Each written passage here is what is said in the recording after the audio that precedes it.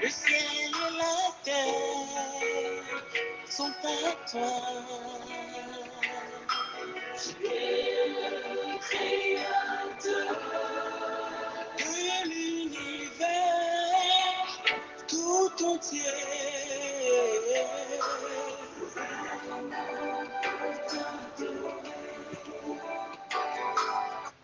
Seigneur, tu es adorable. Mon Dieu, mon roi, tu es adorable.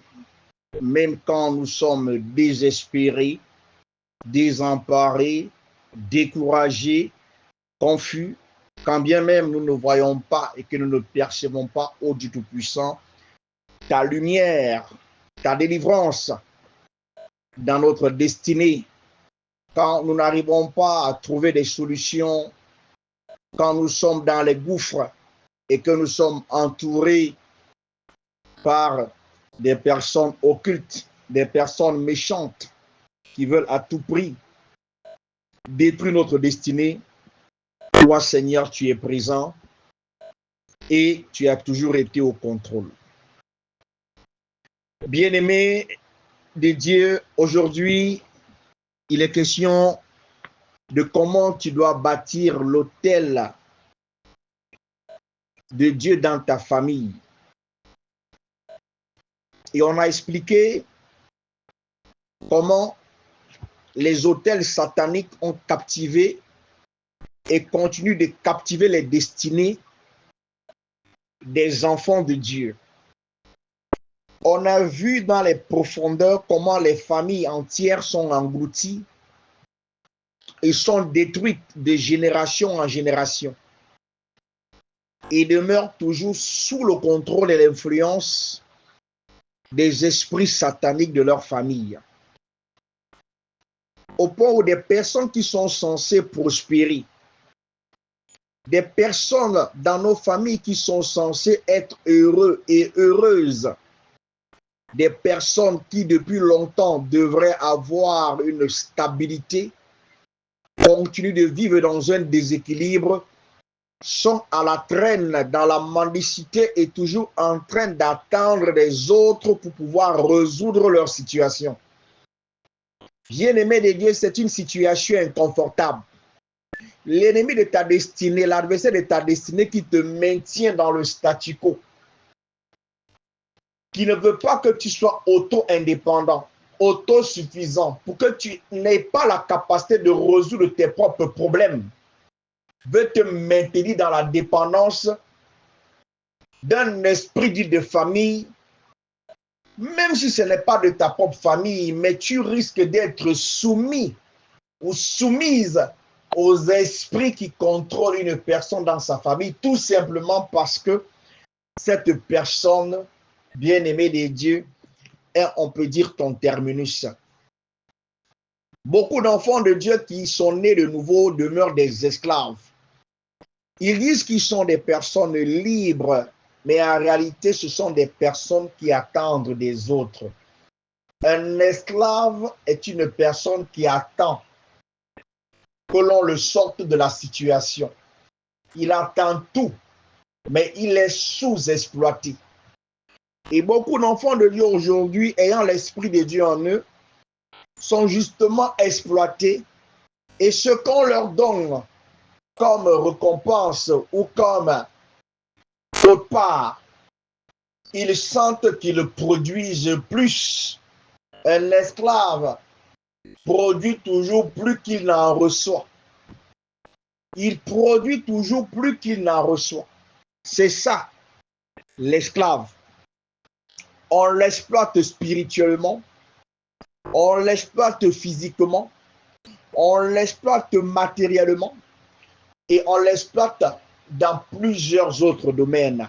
Tellement l'énergie qu'il dépense est tellement insignifiante et insignifiante, c'est-à-dire pour ce qu'il reçoit. On a vu comment les esprits de famille et les autels bien-aimés travaillent dans des familles. Pour ceux qui ont écouté les enseignements, mon frère, ma soeur, il est important que tu bâtisses l'autel de Dieu dans ta maison. tu n'as pas l'autel de Dieu bâti dans ta maison, il te sera impossible, bien-aimé de Dieu, de briser, de détruire, de renverser les autels, même des voisins, même du quartier où tu vis, même de la maison que tu habites, même de la concession familiale. Tu seras esclave des présences qui sont dans les lieux que tu vas visiter. Je ne sais pas si quelqu'un me comprend. Il y a des personnes, si vous entrez dans 4 maisons, vous porterez les présences des 4 maisons où vous êtes entré. Et quand on dit qu'on porte une présence, ça veut dire on retire le positif et on te charge du négatif. Voilà ce qu'on appelle porter une présence.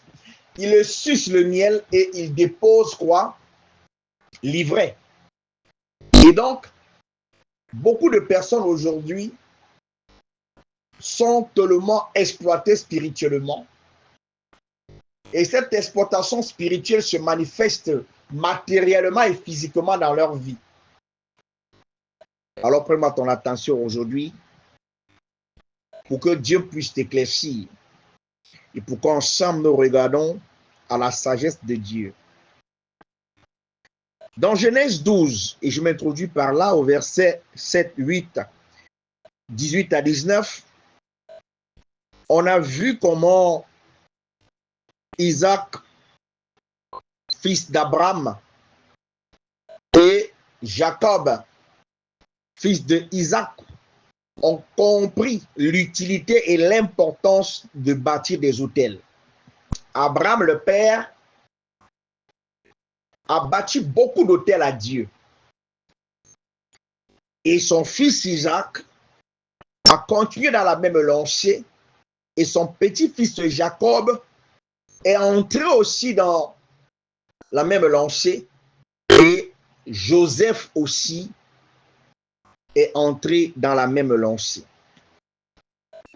Et quand nous regardons dans dans le Nouveau Testament, nous constatons que Marie et Joseph sont restés unis face aux épreuves. Marie, qui est la mère du Christ, et Joseph, son mari, sont restés unis face aux épreuves. C'était un couple. Et j'attire l'attention des frères et des sœurs qui sont mariés, qui sont fiancés ou qui envisagent de se marier. Les autels détruisent les couples. Les autels de famille combattent les couples. Brisent, bien-aimés de Dieu, la mouvance, la dynamique, la confiance des foyers. J'ai dit brise et détruit la confiance des foyers.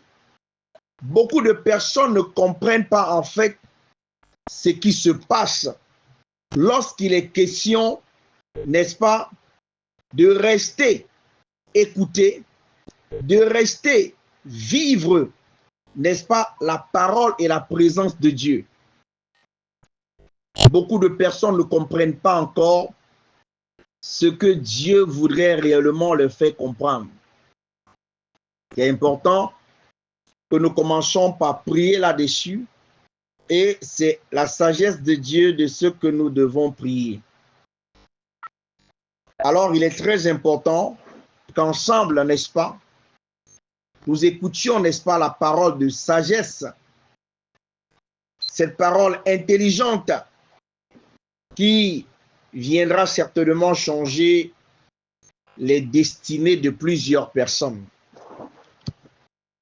Marie est la mère de Jésus. Mais nous avons vu comment ce couple a été attaqué, a été correctement attaqué. Mais nous avons aussi vu comment ce couple est resté uni. Uni face aux épreuves.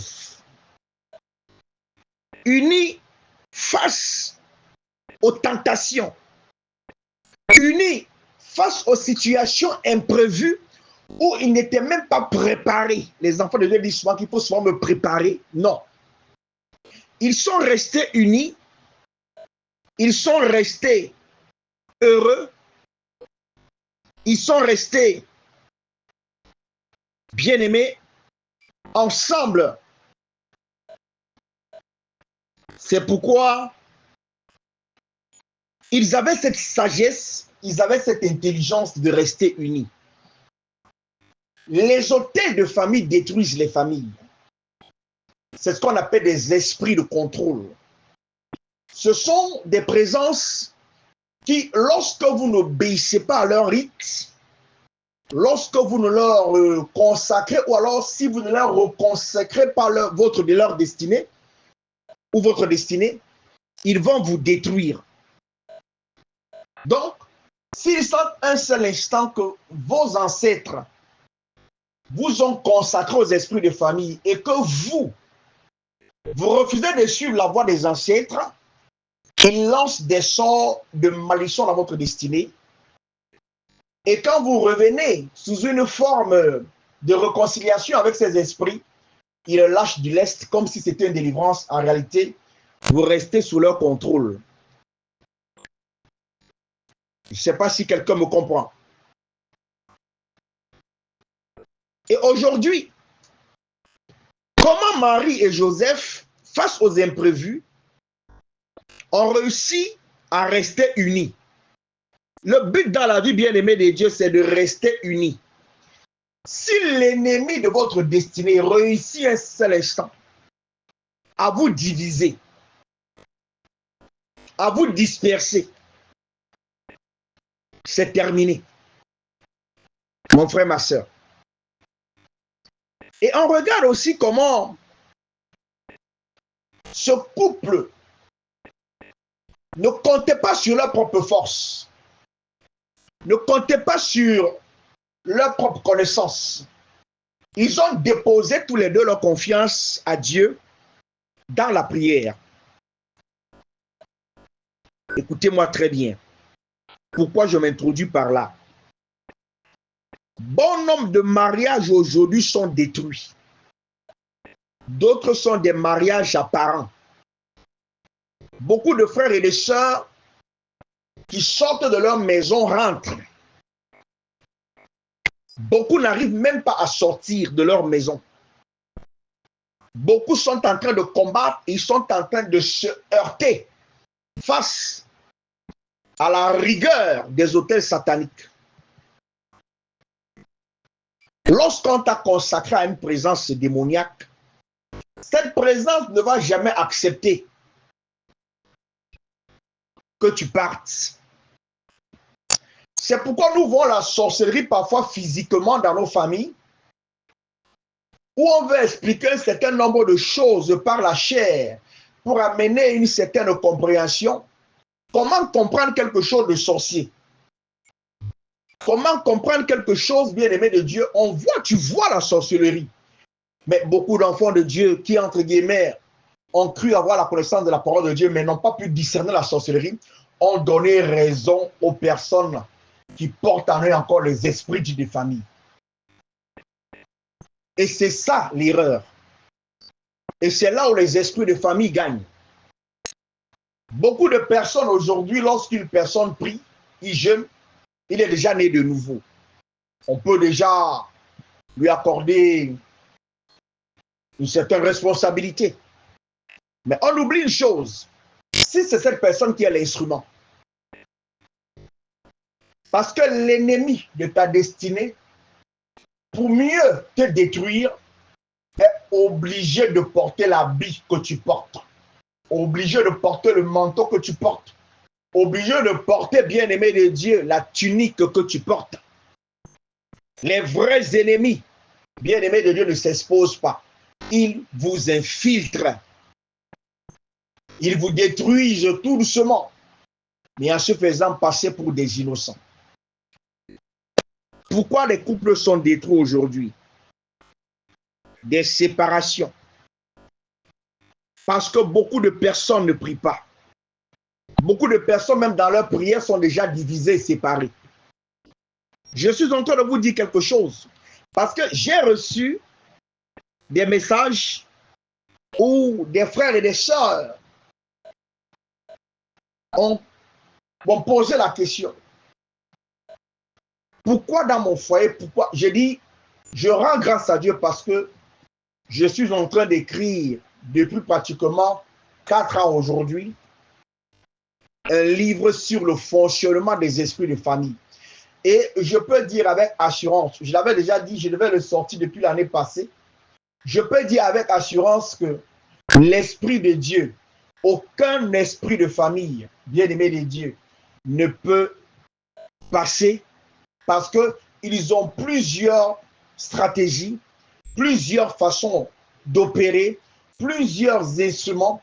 Ils peuvent se faire passer pour, ils peuvent se placer sur, en position de pitié, ils peuvent se placer en position de force, ils peuvent se placer en position de vous demander des conseils, ils peuvent se... C'est-à-dire, mais à tout moment, comment vous allez connaître et comprendre que vous êtes toujours sous leur domination? C'est qu'ils prennent toujours la main à la dernière minute. Ils reprennent toujours l'autorité et vous êtes toujours relégué en second plan. Voilà comment on sait qu'on demeure sous l'influence des esprits de famille. On demeure sous leur dépendance. Alors, bien-aimés de Dieu, beaucoup de personnes aujourd'hui, ceux qui envisagent se marier, ceux qui sont déjà dans des foyers, bien-aimés de Dieu, il est très important d'instaurer la prière. D'instaurer la prière, bien-aimés de Dieu. C'est très important. Beaucoup de personnes qui ont été touchées par des esprits de famille, je vais vous donner quelque chose, un certain nombre de conseils. Les esprits de famille, les autels négatifs qui combattent les destinées dans les familles, comment ils opèrent dans les foyers? Ils opèrent par des blessures inguérissables, par des cicatrices inguérissables. Ils opèrent par la suspicion. Ils opèrent par des rancœurs. Ils opèrent par une sorte de prudence qui n'est pas une prudence, mais en réalité, on croit que c'est une prudence. Mais en réalité, ce n'est pas une prudence. Ils opèrent aussi par le doute. Voilà comment ils fonctionnent dans le monde de ceux qui sont mariés ou de ceux qui sont fiancés. Bien-aimé de Dieu, il y a quelque chose que tu dois faire dans ta vie. L'autel de famille est un tremplin prophétique pour ta destinée. L'autel de prière familiale est bien plus qu'un lieu de dévotion. C'est un tremplin prophétique où les destinées sont activées, guidées et protégées. C'est à l'autel que Dieu dispense sa direction. C'est à l'autel que Dieu dispense ses bénédictions et sa protection à chacun des membres de la famille. C'est sur l'autel familial que Jacob a reçu la bénédiction patriarcale avant de quitter la maison. Quand on regarde dans Genèse 28, de verset 1 à 4, il y a des esprits de famille qui contrôlent tellement certains membres dans leur famille au point où, même si vous priez n'importe comment, même si vous jeûnez n'importe comment, tellement ils vous connaissent, tellement ils connaissent vos faiblesses. Puis, si c'est à eux encore que vous vous confiez, là, bien-aimé de Dieu, c'est votre destruction. Vous allez voir comment vos prières seront tellement inefficaces au point où vous allez vous époumoner, vous allez vous fatiguer. Quelqu'un me prête son attention ce soir-ci. C'est très important ce que je dis. C'est très important ce que je dis. Par moments, on croit qu'on a fui la délivrance. Et pourtant, on est pris dans la toile d'araignée, dans le filet de l'araignée. Et on s'embourbe dedans. Le constat, c'est quoi? C'est qu'il y a un semblant d'évolution. C'est eux qui sont à A et c'est eux qui sont à Z. Donc, tu es au milieu. Bien-aimé de Dieu. Il y a dans le cas de famille de Dieu dans ta vie quelque chose de puissant. Quand tu commences à toucher les profondeurs, tu vois, bien-aimé de Dieu, ceux qui combattent ta destinée. Quand tu vois que tu commences à toucher les profondeurs, les inimitiés commencent. Les inimitiés commencent à s'installer. Il y a ceux qui nourrissent le doute. Il y a ceux qui nourrissent l'imprudence. C'est la même catégorie. Et il y a ceux qui ne veulent pas la dynamique de la confiance. Bien-aimé de Dieu, quand nous regardons dans Genèse 28, le verset 1 à 4, la Bible dit que quand bien même Jacob était parti par peur, la Bible dit que la présence de Dieu l'a accompagné à Bethel. Et il rencontra le Seigneur dans un rêve où Dieu lui a confirmé sa bénédiction et où Dieu a continué de le guider vers son oncle Laban. Et la Bible dit que des années plus tard, cette même présence le ramena en terre promise. Et cette présence a accompli sa destinée divine. Et quelque chose s'est passé. Parce que les autels de famille qui combattaient la destinée de Jacob ont quand même eu raison de nombreuses vies qui ont déraillé. Parce que ces vies n'ont pas été façonnées par l'autel de Dieu, mais par des autels maléfiques. Mais pas des autels maléfiques. J'avais donné un enseignement. Et beaucoup de gens n'avaient pas compris cet enseignement où j'avais dit comment faire confiance à quelqu'un qui dit être mon ami et qui est l'ami de mon pire ennemi. Beaucoup de gens, j'avais donné cet enseignement et les gens ne m'ont pas compris. Parfois, je parle des choses en parabole, mais c'est très profond quand tu comprends.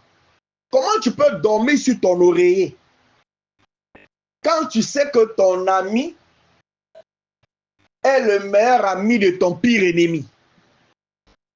Déjà, souvent que j'aime parler en parabole. Mais si quelqu'un est sage, il va comprendre. La personne qui te détruit, qui veut ton malheur, est le meilleur ami de ton ami. Mais toi, tu gardes l'amitié avec cet ami. Ça veut dire que tu veux mourir. Ça veut dire qu'il y a quelqu'un qui te trahit. Parce que beaucoup de personnes aujourd'hui ne comprennent pas comment le monde occulte fonctionne. Mais même un enfant qui n'est pas né de nouveau va comprendre. Tu ne peux pas garder la relation avec quelqu'un qui est l'ami de ton pire ennemi sous prétexte qu'il est ton ami. Et si quelqu'un me donne son amen. C'est très important, bien aimé. Si tu as compris, gloire à Jésus. Si tu as compris, gloire à Jésus. Cette personne t'a déjà fait comprendre que tu ne peux pas lui faire confiance. Mais bon, comme on est dans un monde où les gens veulent simplifier ce qui n'est pas simplifiable, et c'est pourquoi ils se réveillent souvent toujours étant très surpris. La racine de ton ennemi te nourrit au travers de ton soi-disant ami. La sorcellerie de ton ennemi te touche et t'atteint au travers de ton soi-disant ami. Et les effets de ça, tu vas les vivre. C'est pourquoi la Bible avait dit, dans le Nouveau Testament, Jésus a dit, si ton œil est pour toi une occasion, bien tu coupes. Si ton pied, si. Ce n'est pas le but de l'enseignement d'aujourd'hui. Mais je sais que lorsqu'une personne est en esprit, il comprend où nous sommes en train d'aller. Bien-aimés de Dieu, il y a beaucoup de choses qui se passent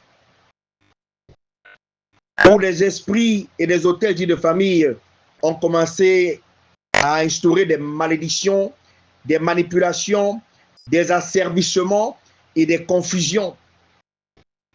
Et les enfants qui sont issus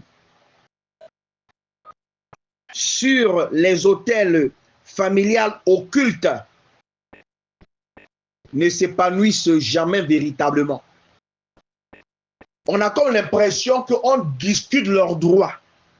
Ils ne peuvent pas imposer leurs droits. Je vous ai dit que je vous donnerai des critères. Pourquoi votre parole ne passe pas facilement? Pourquoi lorsque vous êtes enfant de Dieu, vous voulez avoir, vous avez l'Esprit de Dieu, vous avez le Saint-Esprit. Mais vous voyez qu'à un moment donné, on vous montre que vous êtes limité. Ça a l'air, ça a l'apparence d'être normal. Mais ce n'est pas normal. On vous fait comprendre que vous êtes contrôlé, que vous n'avez rien à dire. Et beaucoup de personnes, malheureusement, se recroquevillent en donnant raison aux choses auxquelles elles ne devraient pas donner raison. C'est pourquoi, bien-aimés de Dieu, l'impact positif des hôtels familles sur la destinée des enfants est une chose très bénissante. Bâtissez des hôtels de famille à Dieu dans vos maisons. Comment bâtir un hôtel de famille? Que Dieu te bénisse, toi qui es en train de prendre des notes. Il y a des étapes à suivre, bien-aimés de Dieu, pour bâtir un hôtel de famille. Il y a des étapes. Il y a des étapes à suivre pour bâtir un hôtel de famille. Il y a des étapes que tu dois suivre pour bâtir, n'est-ce pas, un hôtel de famille. Il y a des étapes, de nombreuses étapes que tu dois suivre pour bâtir l'hôtel de la famille à Dieu. Bâtir un hôtel familial ne requiert ni un cadre parfait, ni une prière interminable. L'hôtel de famille n'a pas forcément besoin d'un cadre parfait. L'hôtel de famille n'a pas besoin forcément des prières interminables, non. Et l'hôtel de famille, pour bâtir l'hôtel de famille dans ton foyer, dans ta maison, n'a pas besoin d'un diplôme d'un séminaire. Tu n'as pas besoin d'un diplôme pour que tu puisses bâtir un hôtel de famille dans ton foyer ou dans ta famille. Parce que les hôtels de la sorcellerie doivent être détruits. Ce qui compte avant tout, c'est la cohérence, c'est la sincérité et c'est l'unité. Je répète ceci. Tu n'as ni besoin d'un diplôme pour bâtir un hôtel de famille. Tu n'as pas besoin de faire des prières interminables pour bâtir un hôtel de famille. Tu n'as pas besoin, bien-aimé de Dieu, d'un cadre forcément parfait pour bâtir un hôtel de famille. Qu'est-ce qui est nécessaire et qu'est-ce qui est important? Premièrement, c'est la cohérence, c'est la sincérité et c'est l'unité. La Bible dit dans le livre de Lévitique 6, au verset 6, « Le feu brûlera continuellement sur l'autel et il ne s'éteindra point. » Les personnes qui veulent vous contrôler, pour que vous soyez des personnes impuissantes, même quand vous priez, même quand vous jeûnez, ce sont des personnes qui ont les capacités ou la capacité de redéposer dans votre cœur quelque chose que vous voulez oublier, d'ouvrir une blessure que vous voulez cicatriser, de ramener une image, une idée, une parole, une pensée Donc, vous voulez tourner la page pour être une personne positive. Donc, vous allez constater qu'on empêche les enfants de Dieu d'être positifs dans leur cœur. Parce qu'on sait que si tu es positif dans ton cœur, l'impact de tes paroles sur l'autel de famille aura une puissance. Alors, on se rassure de te mettre dans la confusion, de te mettre dans la suspicion, de toujours, comment je vais même dire ça, de t'orienter ou te donner des conseils qui n'ont rien à voir. Et quand tu es une personne qui a le discernement, tu comprends en réalité que ça, c'est la sorcellerie, ça ne t'aide en rien. Au contraire, ça te rend inefficace et improductive malgré les jeûnes et les prières que tu fais. Donc, il faut de la cohérence, il faut de la sincérité et il faut de l'unité. Alors, je vous donne donc les 5 étapes qui sont très simples et qui sont pratiques pour nous aider à développer notre autel familial. Première étape, fixez-vous une heure régulière. Fixez une heure régulière. J'espère que les gens sont en train de prendre des notes. La Bible dit dans le livre des Proverbes 8 au verset 34, la parole de Dieu déclare ceci. Heureux l'homme qui m'écoute, qui veille chaque jour à mes portes.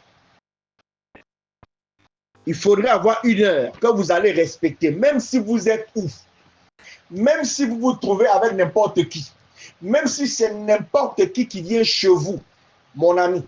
Si on peut vous déprogrammer cette heure-là, on va déprogrammer le plan de Dieu dans votre destinée. Parce qu'il y a des gens qui ne comprennent pas la puissance des heures. Quand vous habitiez l'Esprit Saint à prier à cette heure, à une certaine heure, il est au rendez-vous, ça devient une habitude et même les anges comprennent le message derrière cette heure-là. C'est d'abord de vous fixer une heure de prière. Si vous êtes incapable, bien-aimé de Dieu, de vous fixer une heure de prière, vous aurez tous les problèmes du monde.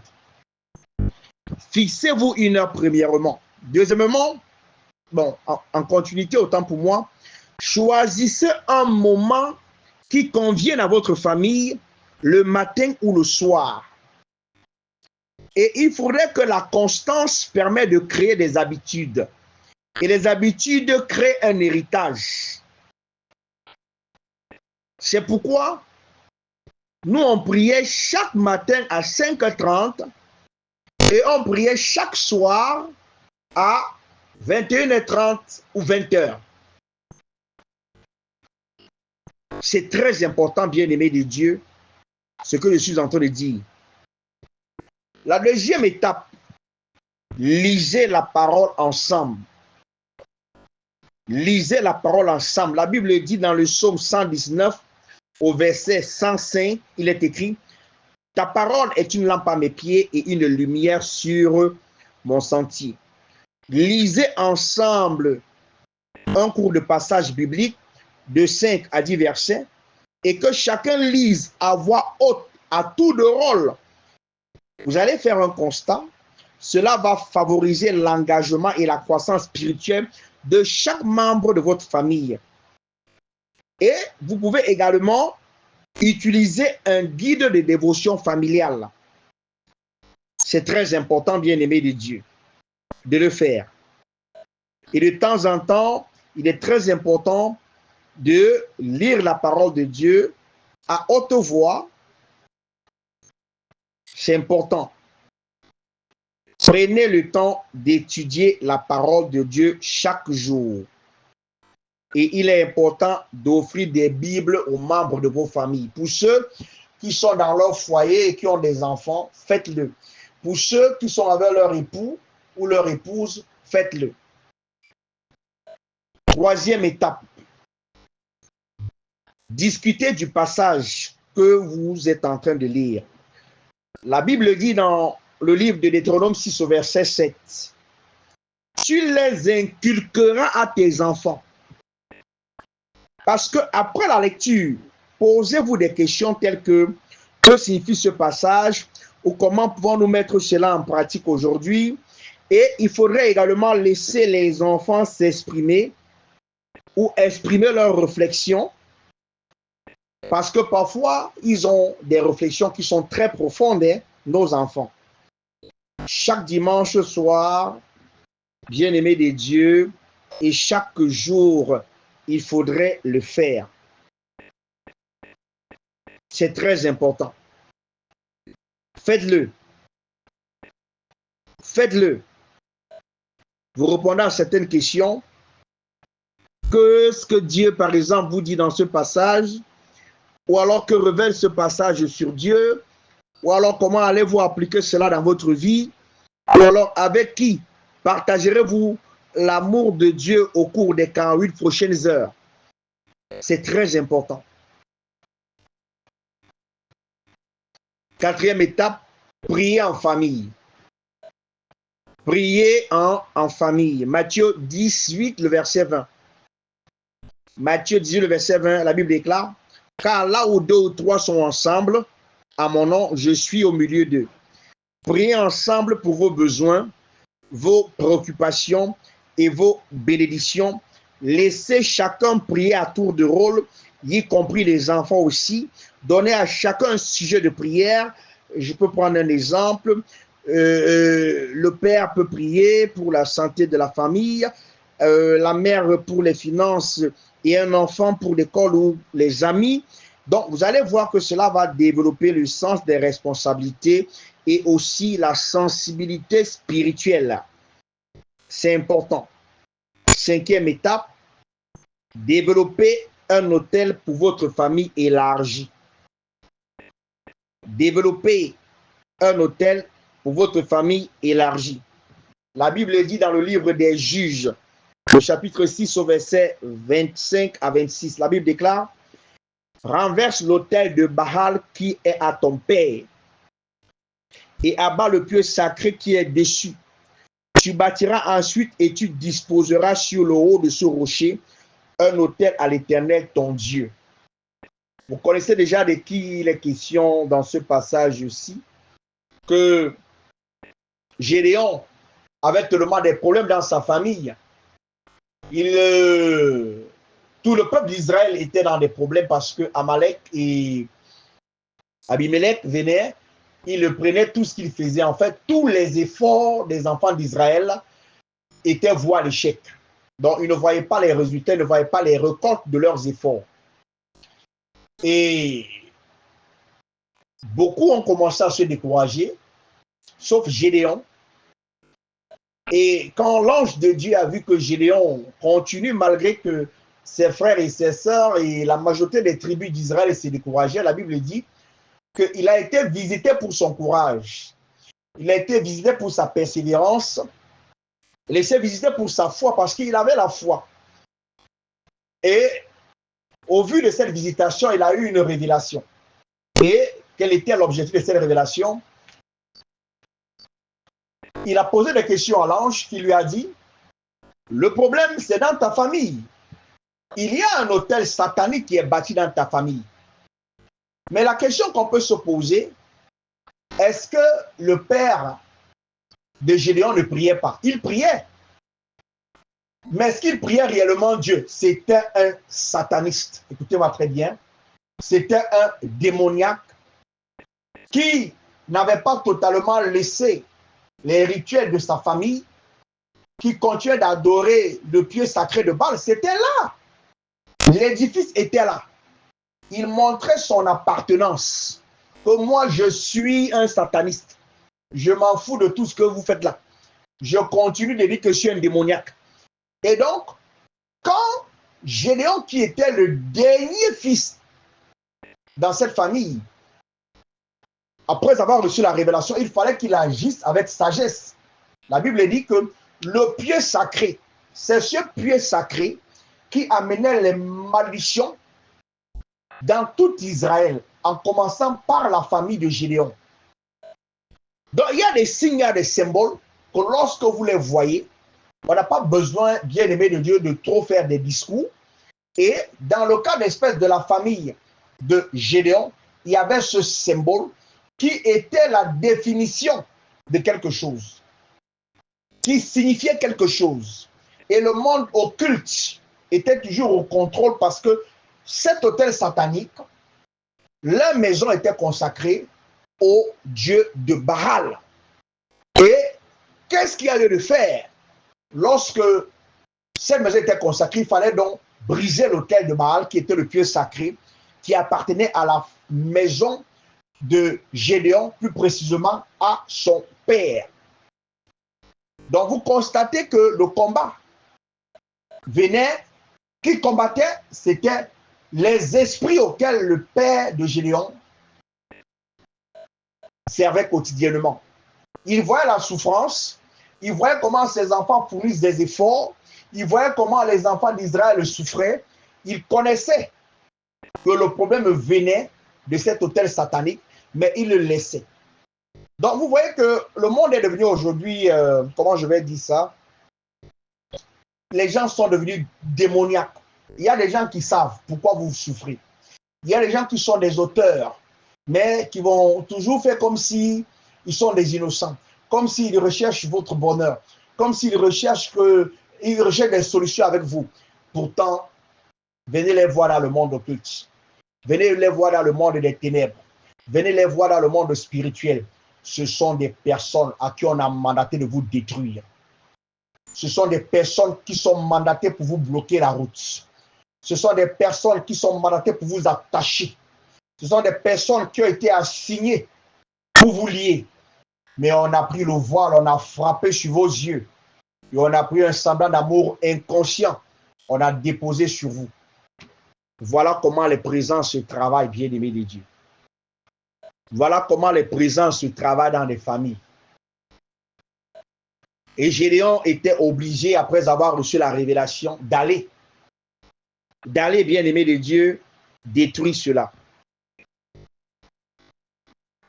Bien-aimé de Dieu, Dieu a donné au travers de son ange un ordre. Un ordre. À qui? À Gédéon. Et Gédéon a respecté cet ordre. Toi qui es enfant de Dieu aujourd'hui, qu'est-ce que tu respectes même? Même ce que tu vois avec tes yeux, qu'est-ce que... C'est-à-dire, tu respectes quoi? Tu vois, tu entends, tu écoutes, tu vis ça. Tu joues, tu ris, tu montes les dents. Qu'est-ce que tu respectes? Quand je vois encore dans certaines familles des choses qui se passent, je me pose la question, est-ce que ces gens seront délivrés un jour? Quand je vois encore dans certaines familles, on laisse certaines choses et on prend des gens pour des insensés, je me pose la question, est-ce que ces gens auront assez de souffle pour sortir de cette situation? Mon frère, tu ne peux jamais être à l'abri tant que tu dors dans la maison de ton ennemi. J'ai dit, tu ne peux jamais être à l'abri tant que tu dors dans la maison de ton ennemi. Que ceux qui ont des oreilles entendent ce que l'Esprit dit à l'église. Tu dis que tu es à l'abri, mais tu te refuges, c'est-à-dire le refuge. Tu peux te réfugier dans la maison de ton ennemi et tu dis tu es en sécurité. Ha! Ah Seigneur, je prie que les écailles de tes yeux tombent. Je te dis, je prie qu'un jour, que Dieu retire les colis là, les pailles qu'on a mis dans tes yeux, pour que tu vois enfin un matin la réalité en face. Qui te combat? Les esprits de famille sont derrière toi, bien-aimé de Dieu. C'est pourquoi j'attire ton attention aujourd'hui. Qu'est-ce qui s'est passé dans la vie de Gédéon? La Bible dit ceci. Après avoir établi un autel permanent, les succès et les victoires ont commencé à faire comment? À se manifester. On peut vous laisser expérimenter des succès. Vous pensez que ce sont des succès. Mais les succès qui sont de la gloire de Dieu dans votre vie, on ne va pas vous laisser. Vous allez combattre là. C'est là où vous allez vous rendre compte que, hey, j'ai vraiment un combat cette fois-ci. Il y a des gens, tu veux faire quelque chose là. Tant que c'est du recours de la distraction, on te laisse. On dit affaire. Tu dis Amen, oh Seigneur, Amen. Ça ne les inquiète en rien, ça ne les dérange en rien. Mais va donc maintenant toucher la divine puissance de l'exaucement de Dieu dans ta vie. C'est là où tu vas comprendre quelque chose. C'est là où tu vas voir les géants se lever. C'est là où tu vas sentir que hey, tu croyais que tu priais, tu croyais que tu jeûnais. Tu vas faire face, bien-aimé de Dieu, à une résistance. Et c'est là où tes yeux vont commencer à s'ouvrir. Le diable est rusé et malin. Et beaucoup d'enfants de Dieu croient et pensent souvent qu'ils ont expérimenté certains exploits. Les exploits de Dieu dans ta vie. Tant que c'est du ressort de la distraction, on te laisse faire. Mais quand bien aimé de Dieu, ça fait partie des choses qu'on a interdites dans ta vie. Des choses que les esprits de famille ont écrites en rouge et blanc. C'est là où tu vas comprendre. On dit franchis dans la limite là, on voit. On te dit ça. Même si on ne te dit pas ça physiquement. Mais tu vas sentir ça dans ton spirituel. Tu vas sentir ça dans ta chair. On va te fatiguer, bien-aimé de Dieu. Au point où, à un moment donné, et quand tu vas t'épuiser, quand tu vas t'épuiser, ils vont te museler. Quand vous voyez quand quelqu'un s'est déjà fatigué, vous pouvez faire de lui ce que vous voulez. C'est à ce stade-là que tu es obligé d'adhérer. C'est pourquoi vous voyez souvent, à un moment donné, les choses que certaines personnes ont rejetées au départ, les choses qu'ils savaient que c'est démoniaque, c'est satanique, à un moment donné, la corruption commence à entrer dans leur pensée. Ils commencent à trouver ça normal. Ils commencent à trouver ça normal. C'est-à-dire que dans leur pensée, vous sentez comment la corruption est en train d'entrer doucement, doucement. Et maintenant, ils commencent à adhérer. Ils commencent à adhérer. Ils commencent à adhérer. Là, on dit que tu n'as plus les yeux spirituels. À ce stade, on dit que mon ami, tu es déjà détruit. À ce niveau, on dit que tu es vaincu. Tu ne sers plus à rien. Quand le danger de ta destinée devient une bénédiction pour ta vie, tu es cadavre. Parce qu'une chose que je retiens de la parole de Dieu, c'est que l'ennemi de ma destinée ne baisse jamais la garde. Il y a une personne qui doit sortir du ring. Et s'il vous plaît, pas vivant, mort. Parce que le combat du diable, c'est jusqu'à la mort. Donc, où tu combats, tu prends position, ou bien aimé de Dieu, tu commences à le caresser dans le sens du poids. C'est là où tu vas comprendre dans ta chair. Les véritables combats de ta destinée commencent quand les bénédictions de Dieu dans ta vie veulent se manifester. Et le diable connaît. C'est pourquoi j'attire ton attention aujourd'hui, bien-aimé de Dieu. Je vais dire à quelqu'un quelque chose. Quand vous aurez mis en évidence les 5 étapes, après avoir établi un hôtel permanent dans votre foyer, envisagez même d'en construire un autre avec votre famille élargie. Votre père, votre mère aussi, et vos frères, vos cousins, vos neveux. Encouragez-les à se réunir et à rechercher Dieu ensemble. C'est important, bien-aimé de Dieu. C'est pourquoi la Bible dit que dans le livre des Juges, Dieu a dit à Gédéon de détruire l'autel maléfique de la maison de son père avant d'ériger un autel saint pour le Seigneur. Quand tu bâtis l'autel de Dieu et que l'autel de la maison de ton père n'a pas été bâti, mon ami, tu vas choquer. Et c'est ce défi que Gédéon avait. Et l'ange lui dit, ah, tu t'es précipité d'aller bâtir cet autel à Dieu. Cet autel-là, même si tu cries n'importe comment, tu seras comment? En échec. Il faut d'abord détruire l'autel, le pieu sacré, avant de bâtir l'autel de Dieu.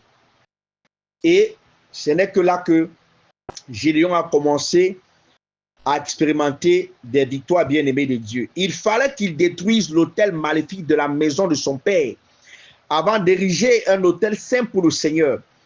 Et le constat que nous sommes en train de faire, particulièrement à ma personne, c'est que de nos jours, de nombreuses difficultés familiales trouvent leur origine dans des conflits générationnels qui nécessiterait la construction d'un hôtel collectif de prière et de repentance. Bien-aimés de Dieu, c'est important. Bâtissez votre hôtel. Si vous êtes dans une maison avec des personnes qui ne croient pas votre Dieu, bâtissez votre hôtel dans votre chambre même. Maintenant que nous avons compris ensemble le rôle vital de l'autel dans la libération des bénédictions de Dieu sur votre famille, que comptez-vous faire maintenant? Le meilleur endroit pour commencer est votre hôtel personnel. Mettez en pratique les leçons que vous avez apprises. Puis rassemblez votre famille proche et éventuellement votre famille élargie. J'ai l'habitude de dire ceci, que la chose la plus puissante que nous puissions faire dans n'importe quelle situation est de nous mettre en genoux et de demander de l'aide à Dieu. Parce que la puissance de Dieu ne sera plus absente de votre foyer lorsque cet hôtel sera bâti. Les forces spirituelles maléfiques seront écrasées sous vos pieds. Vos proches commenceront à s'élever dans des sphères que vous n'aurez jamais imaginées. L'hôtel familial libérera une nouvelle onction de restauration sur votre foyer. Élevez votre hôtel. Il y a des choses qui se passent dans nos familles. L'une des choses que j'ai l'habitude de dire, c'est de ne pas discerner le fond, parce que ce sont des choses qui, c'est une honte pour nous. C'est une honte. Il y a des combats, il y a des défis où l'ennemi brise là-bas, il détruit là-bas, il brise là-bas, il détruit là-bas. Et on voit ça. Ce sont des choses qui se passent tout autour de nous. Mais comment on sait que nous sommes touchés? C'est quand nous les analysons de façon charnelle. C'est quand nous cherchons à les résoudre de façon charnelle. C'est là où on dit que les esprits de famille ont eu raison de nous. Qu'est-ce que la chair peut dire? La chair ne va que comprendre ce que ses émotions, ses intentions inspiratives ou de douleur ou de chagrin vont l'inspirer. Mais un homme spirituel mature ne sera jamais content d'entendre du devoir un certain nombre de choses.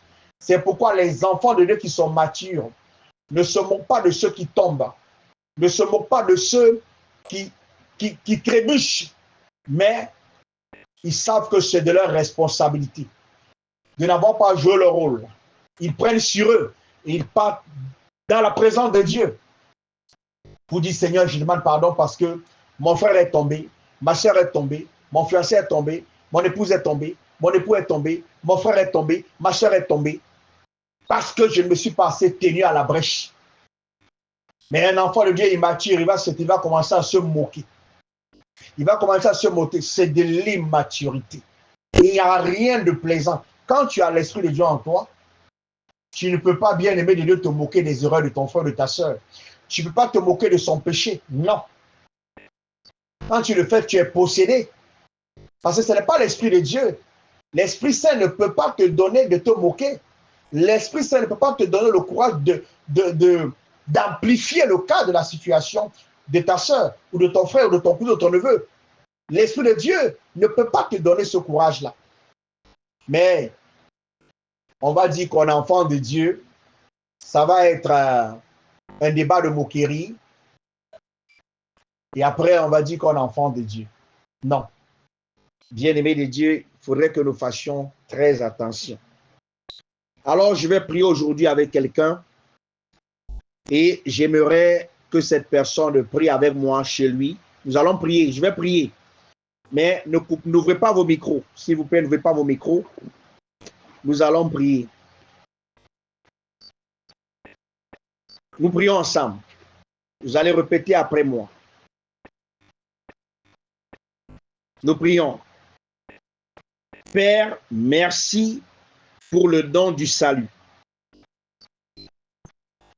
Merci pour le privilège de construire un hôtel dans notre maison au nom de Jésus-Christ. Merci Seigneur. Nous te remercions pour chaque semence de vérité et de justice planté dans notre famille par ta parole au nom de Jésus-Christ. Merci Seigneur pour l'héritage de foi transmis par nos parents spirituels et biologiques au nom de Jésus-Christ. Nous allons enlever le mot spirituel, nous allons mettre Père dans la foi. J'avais déjà demandé que cela soit supprimé.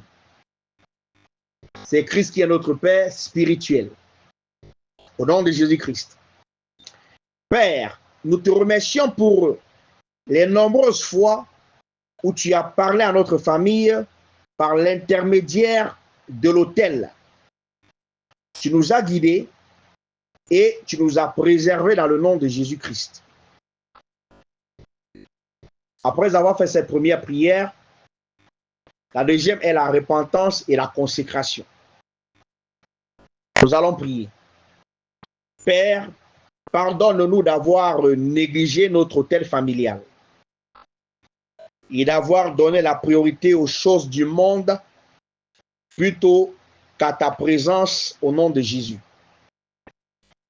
Père, purifie-nous de toute paresse spirituelle, de toute hypocrisie et de toute double vie au nom de Jésus-Christ. Père, nous nous repentons de tout compromis qui a ouvert des portes aux ténèbres dans notre famille au nom de Jésus-Christ. Que le sang de Jésus purifie notre autel et restaure sa pureté et sa puissance au nom de Jésus-Christ. Père, purifie nos cœurs afin que nous puissions offrir une véritable adoration et obéissance en tant que famille au nom de Jésus.